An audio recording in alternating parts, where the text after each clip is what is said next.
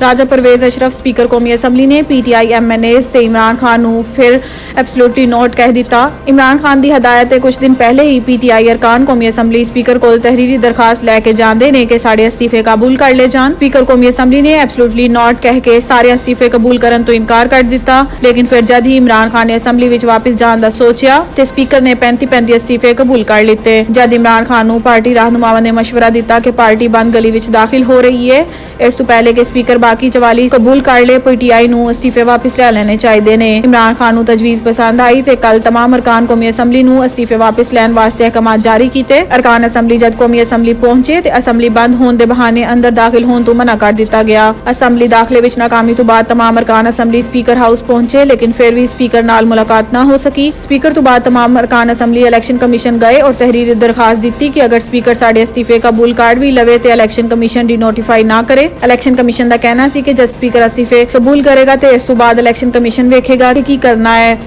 ਜ਼ਰਾਏ ਦੇ ਮੁਤਾबिक speaker assembly ਨੇ ਬਾਕੀ 44 ਅਸਤੀਫੇ ਕਬੂਲ ਕਰ ਲਿੱਤੇ ਨੇ ਤੇ ਸਪੀਕਰ ਆਫਿਸ ਦਾ ਮੌਕਫ ਵੀ ਸਾਹਮਣੇ ਆ ਗਿਆ ਹੈ ਕਿ ਅਰਕਾਨ ਕੌਮੀ ਅਸੈਂਬਲੀ ਦੇ ਅਸਤੀਫੇ 22 ਜਨਵਰੀ ਨੂੰ ਕਬੂਲ ਕਰ ਲਿੱਤੇ ਗਏ ਨੇ ਤੇ ਸਪੀਕਰ ਆਫਿਸ ਨੂੰ ਅਸਤੀਫੇ ਨਾ ਕਬੂਲ ਕਰਨ ਦੀ ਦਰਖਾਸਤ 23 ਜਨਵਰੀ ਨੂੰ ਮੌਸੂਲ ਹੋਈ ਹੈ। ਇਸ ਵਕਤ ਪੀਟੀਆਈ ਦੇ ਮੁਨਹਰਿਫ ਅਰਕਾਨ ਛੱਡ ਕੇ ਸ਼ੇਖ ਰਸ਼ੀਦ ਸਮੇਤ ਪੀਟੀਆਈ ਦੇ 122 ਅਸਤੀਫੇ ਕਬੂਲ ਕਰ ਲਿੱਤੇ ਗਏ। ਜ਼ਰਾਏ ਦਾ ਕਹਿਣਾ ਹੈ ਕਿ ਪੀਟੀਆਈ ਆਪਣੀ ਹੀ ਸਿਆਸੀ ਗਲਤੀ ਦੀ ਬਦੌਲਤ ਇਸ ਵਕਤ ਬੰਦ ਗਲੀ ਵਿੱਚ ਦਾਖਲ ਹੋ ਚੁੱਕੀ ਹੈ, ਜਿੱਥੇ एहतजाजी सियासत तो इलावा पीटीआई कोल कोई चारा नहीं।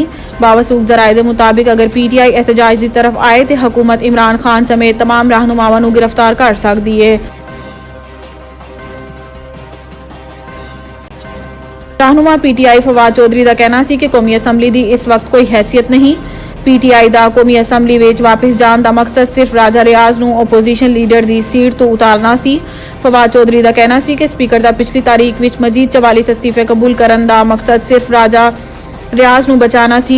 44 अस्तीफे कबूल होने तो बाद पीटीआई की कौमी असैम्बली विच पार्लीमानी कमेटी का चेयरमैन भी राजा रियाज बन जाएगा ते राजा रियाज का हर फैसला पीटीआई का फैसला तस्वुर किया जाएगा। इमरान खान इस वक्त मुनहरिफ अरकान नूं नाअहल भी नहीं कर सकता। फवाद चौधरी ने स्पीकर ते मौजूदा हुकूमत ते शदीद तनकीद की ते दस्सिया कि 44 मजीद अस्तीफे कबूल होने नाल मुल्क मजीद इलैक्शन के करीब आ गया है। गुज़िश्ता रोज़ होने वाला पावर ब्रेकडाउन मुकम्मल ठीक ना हो सकिया। गुज़िश्ता रोज़ इलैक्ट्रिक ब्रेकडाउन तो बाद पूरा मुल्क अंधेरे विच डुब गया। 15 घंटे बाद बहाल किया गया सिस्टम अजे तक भी मुकम्मल बहाल ना हो सकिया। वज़ीर तवानाई खुरम दस्तगीर का कहना सी कि पूरे मुल्क विच बिजली का निज़ाम बहाल कर दिता गया है, लेकिन फिर भी बिजली की कमी रहेगी। बिजली की कमी नूं पूरा करने वास्ते निज़ाम नूं मुकम्मल बहाल करने वास्ते 48 घंटे का वक्त दरकार है। गुज़िश्ता रोज़ होने वाले ब्रेकडाउन की वजह तो मुल्क नूं 80 अरब तो ज़ायद का नुकसान होया है। बिजली की कमी की वजह तो मजीद नुकसान होने का खदशा।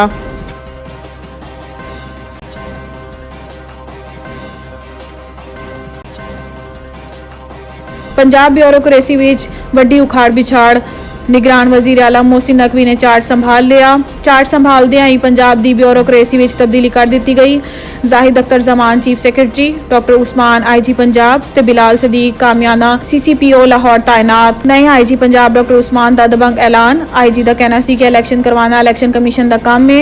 असी इलैक्शन कमीशन की मुकम्मल हिमायत करांगे ते साफ ते शफाफ इलैक्शन कराने की भरपूर किरदार अदा करांगे। अफसरान के तबादलियां दे बारे गुफ्तगू करदियां आईजी का कहना सी कि अफसरान के तबादले इलैक्शन कमीशन का कवानीन ते मशवरे के मुताबिक किए जाएंगे।